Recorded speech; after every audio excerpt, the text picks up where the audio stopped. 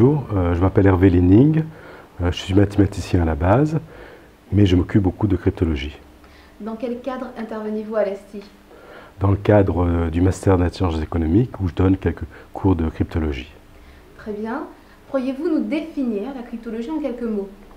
La cryptologie est composée de deux composantes.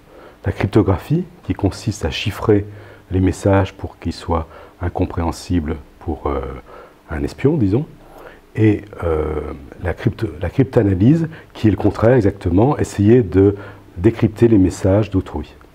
Très bien. Pourriez-vous nous donner un lien entre l'intelligence économique et la cryptologie?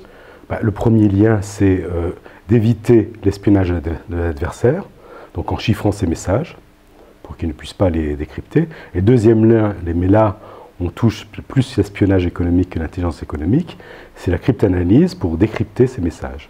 Ce qui est intéressant, par exemple, du point de vue cryptographie, c'est qu'en fait, on a des méthodes qui ne sont pas fondées sur le secret de l'algorithme. La différence entre la clé et l'algorithme. L'algorithme, c'est finalement le mécanisme qu'on voit à l'intérieur.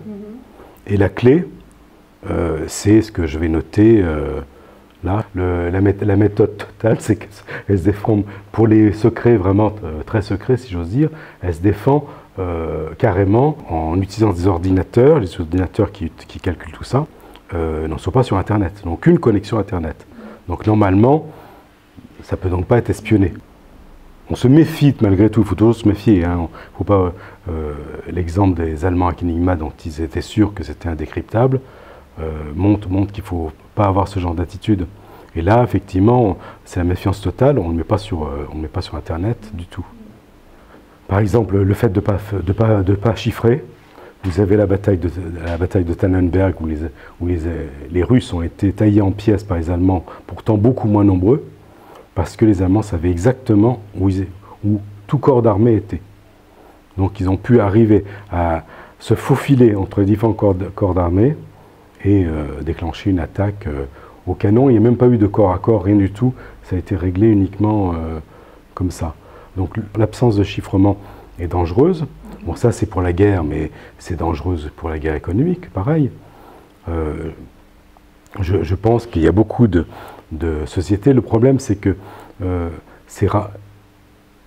soit la société est morte après, et on ne s'y intéresse pas trop, ou alors elle a survécu, elle ne va jamais avouer qu'elle s'est fait décrypter, qu'elle a eu de problème à cause de ça.